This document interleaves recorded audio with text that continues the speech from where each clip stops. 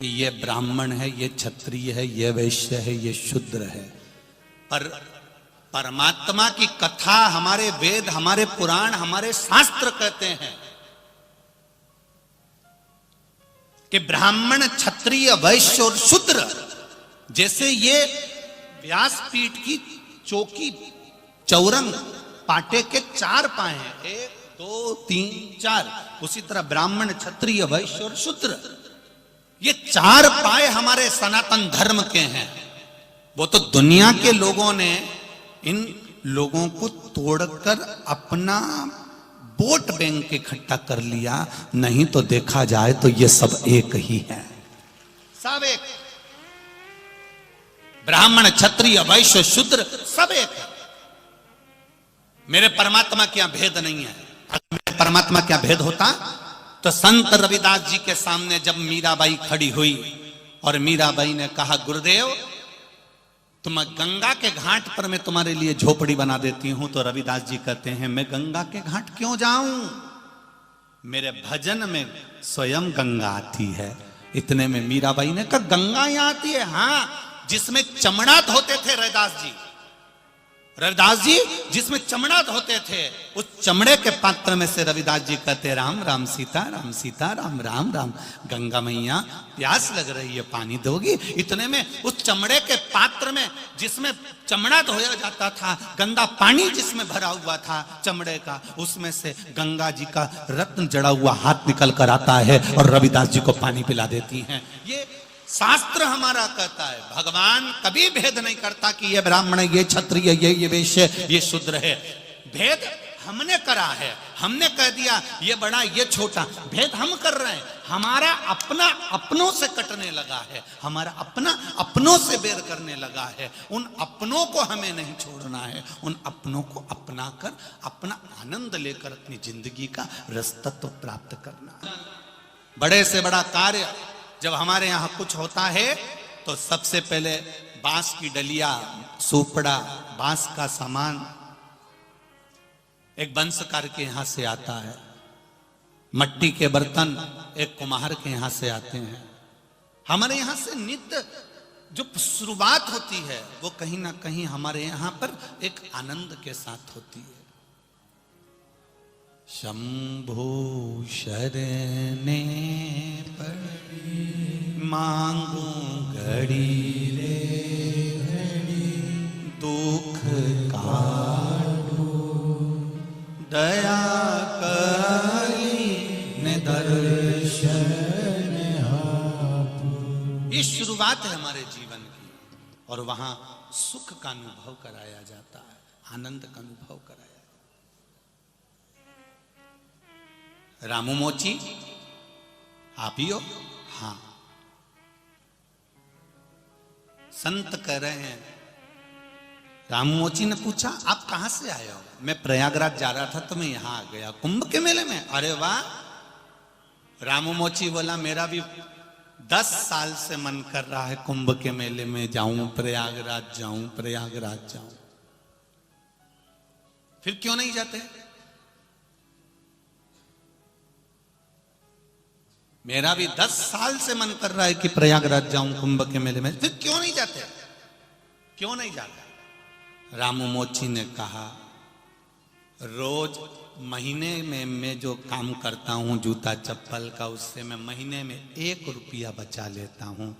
अब की बार मैं कुंभ के मेले में जाऊंगा ये सोचकर मैंने 12 महीने के 12 रुपए इकट्ठे कर लिए और मेरी तैयारी होने लगी। पर मेरी पत्नी गर्भ से है तो मेरी पत्नी पड़ोस में कहीं मेथी की सब्जी की खुशबू आ गई।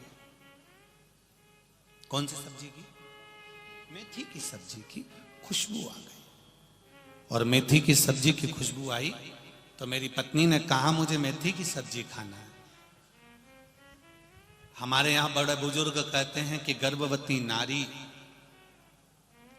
को जो प्रिय लगता है खाने के लिए वो उसको देना चाहिए, हमारे बुजुर्ग कहते हैं।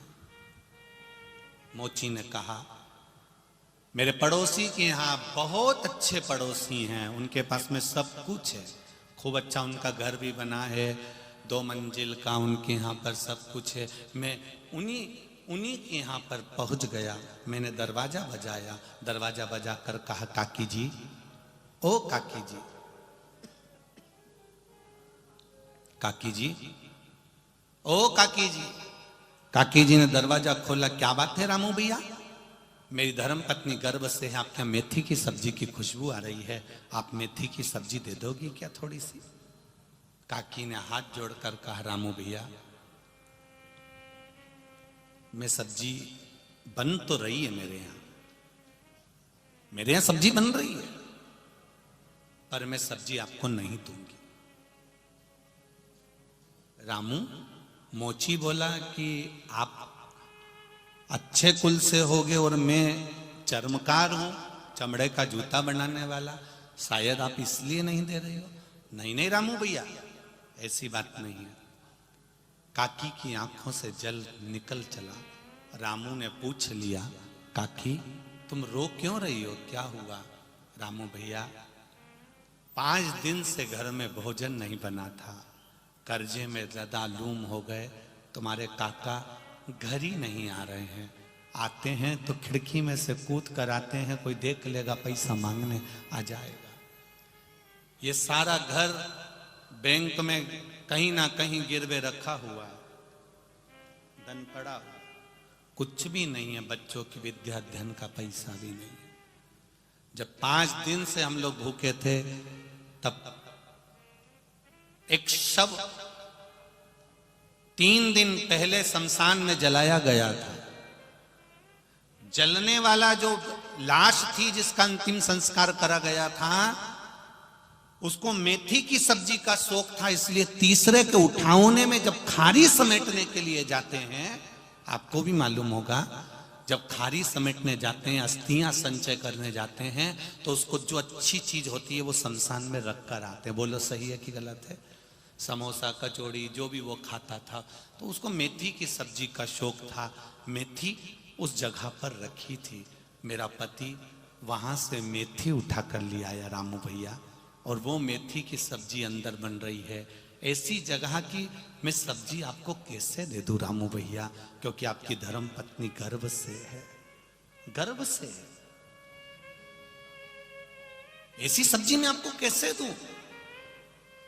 रामू भैया ने कहा, काकी जी घर इतना बड़ा सब गिरवे रखा, हाँ कर्जे में लदा लूम, 2 रोटी नहीं खा सकते रामू, बच्चे भूख से बिलख रहे हैं रामू भैया। चमड़े का जूता बनाने वाले चर्मकार सब्जी लेकर कहते हैं कि मुझे थोड़ी सी सब्जी दे दो, क्योंकि मेरी पत्नी के लिए चाहिए। सब्जी लेकर तो चले गए। 12 रुपए जो उन्होंने कुंभ में जाने के लिए इकट्ठे करे थे, वो लेकर काकी के हाथ में थमा दिए कि ये कुंभ में जा रहा था, उसका धन था। 1 साल 12 महीने में 12 रुपए मैंने कमाए हैं कुंभ में जाने के लिए, प्रयागराज जाने के लिए। ये 12 रुपए तुम रखो, बच्चों का पेट भरो, फिर देखा जाएगा। कुंभ के मेले में मैं बाद में चले जाऊंगा। संत को जब मालूम पड़ा तो संत ने उस रामू मोची के हाथ जोड़ लिए कि तेरे बराबर दुनिया में कोई पुण्य नहीं कर सकता।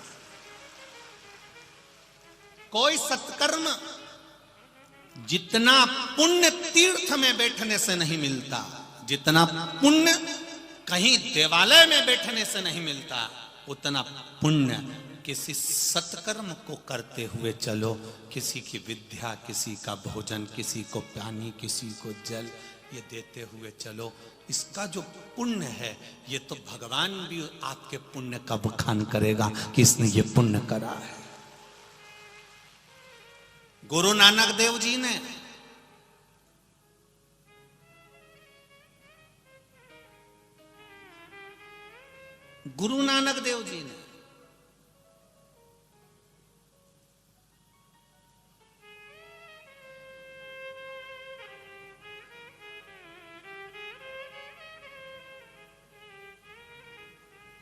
ये लोग कहते हैं ना कि वो दाढ़ी वाला आता है, टोपी लगा के आता है, गिफ्ट देकर जाता है।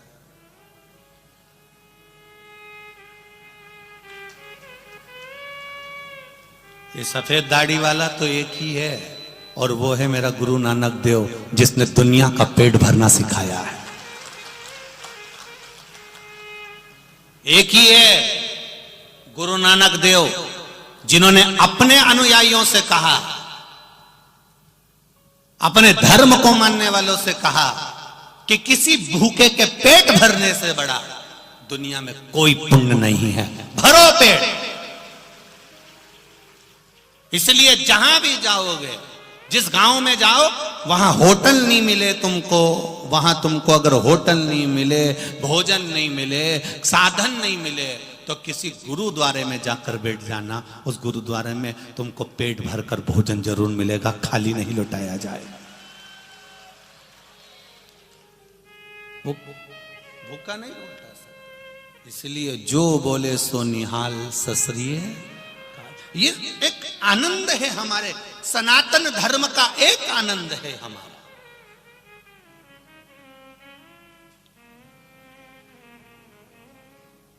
कोई कहे कि सब ये सिख धर्म नहीं, ये सनातनी है। मेरे गुरु नानक देव जी ने सिखाया कि पुण्य कैसे कमाया जाता है, उस पुण्य की परिभाषा बताई है, सेवा का क्रम बताया है। कभी पुण्य का दर्शन करना हो तो जैसे मालेगांव में कथा चल रही है, अब मालेगांव में कथा चल रही है तो कभी जाके रसोई घर का दर्शन कर कर आना। छोटी छोटी बच्चियां, छोटी छोटी माताएं, अच्छे अच्छे परिवार की माताएं हाथ में सोने की चूड़ियां पहनी हैं और वहां आटा उसन कर पूड़ी बेल रही हैं। कभी पुण्य का दर्शन करना है, बाल्टी में लेकर खड़े होकर खिचड़ी दे रही हैं। पुण्य का दर्शन करना है, पानी पिला रहे हैं आरो का। पुण्य का दर्शन करना है, सवेरे जो 11 बजे सो के उठते थे अपने घर में, सवेरे 4 बजे उठकर चाय बनाकर लोगों को चाय पिला रहे हैं। पुण्य का दर्शन इसको कहते हैं। जो अपने घर के सेठ हैं, 11 बजे से पहले घर में नहीं उठते थे।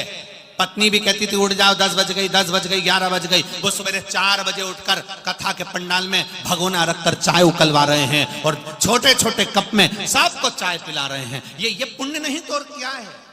पानी पिला रहे हैं, अन्न दे रहे हैं, भाग दे रहे हैं, बिस्कुट बांट।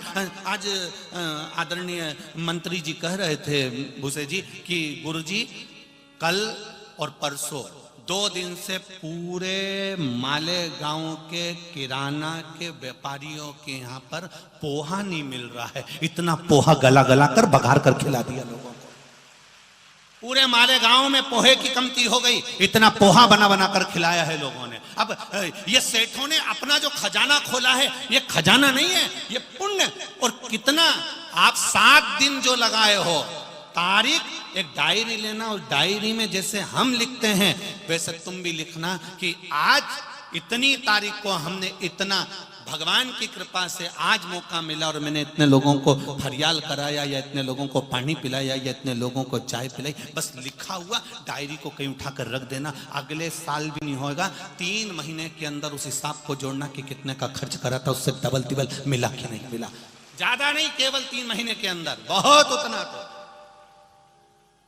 क्या देता है वो, क्या प्रदान करता है वो वही जान सकता है। उसको कुबेरेश्वर महादेव कहते हैं। कुबेरेश्वर महादेव का कभी आपने वर्णन नहीं सुना हो तो एक बार जब 16 फरवरी से कुबेरेश्वर धाम से कथा आए तो उसको सुनना कि कुबेरेश्वर महादेव का मतलब क्या होता है। लक्ष्मी के पास में जब लक्ष्मी समाप्त हो जाती है, कुबेर के खजाने में जब कुबेर का भंडार खत्म हो जाता है, भगवान नारायण जब तप में लीन हो जाते हैं और कर्जे में लदालूम हो जाते हैं, तब एक महादेव ऐसे हैं, कुबेरेश्वर महादेव, जिनके पास खड़े होकर भगवान भी बरकत लुटा देते हैं। केवल एक, उसको कुबेर भंडारी कहा जाता है। कुबेर भंडारी। और इतना मेरा विश्वास कहता है मेरी बहनों से और मेरे भाइयों से, जितने लोग यहाँ कथा सुन रहे हैं, ये मेरा विश्वास कहता है, मेरा भरोसा कहता है।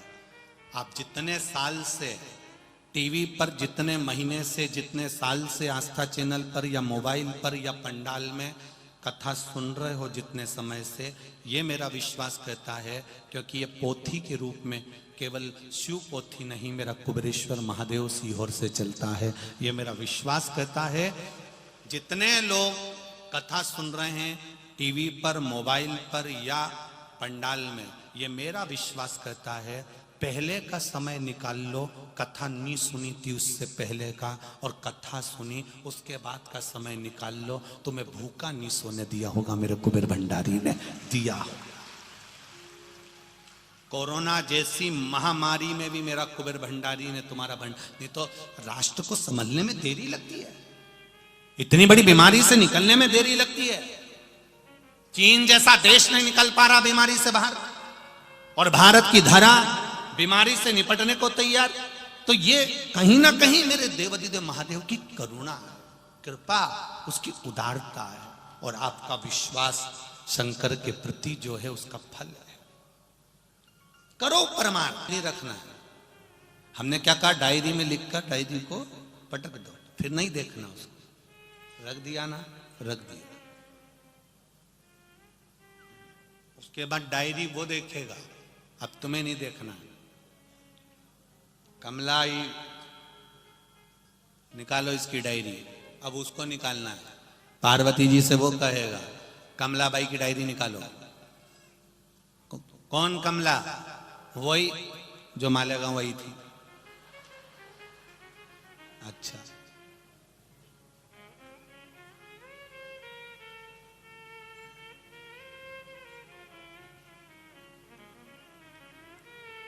तीर्थ जाओ,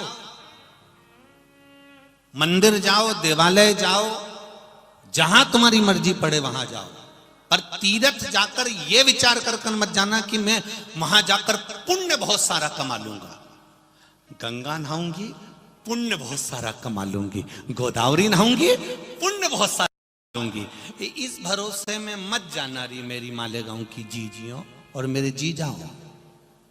इस भाव में मत जाना कि मैं पुण्य कमा लूंगी। तीर्थ जाने के बाद स्नान कर कर यह मत सोचना कि मैंने पुण्य कमाया। पुण्य कब मिलेगा? जब तीर्थ में पहुंचने के बाद आप कोई सत्कर्म करोगे, किसी भूखे को भोजन करा देना, या अपने द्वारा किसी को कष्ट मत दो। अगर भोजन भी नहीं करा सकते, पानी भी नहीं पिला सकते, तो अपने द्वारा किसी को कष्ट मत दो, किसी को कष्ट मत दो। करो, अच्छा करो।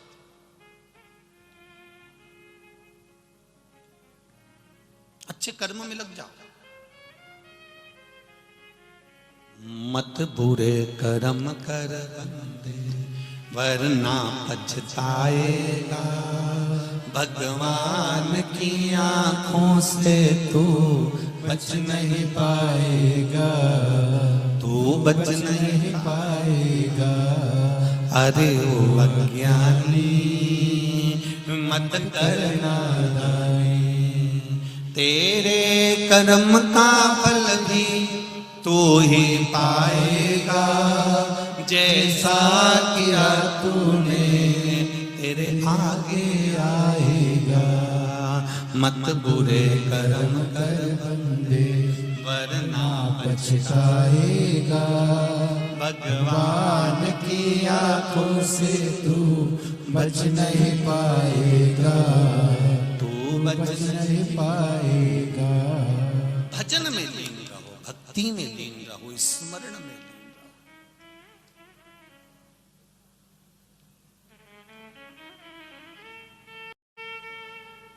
मंदिर जाते हो, पशुपति व्रत करते हो, पशुपति व्रत करने वाला पशुपति व्रत करके चला गया। तुमने व्रत नहीं करा पशुपति का, मान लो, और तुम मंदिर चली गई और वहां पर बहुत सारा प्रसाद रखा हुआ है। 2 हिस्से तो मंदिर में रहते हैं ना। बहुत सारा पशुपति व्रत का प्रसाद रखा है। पुण्य कमाओ, उस प्रसाद को इकट्ठा कर लो।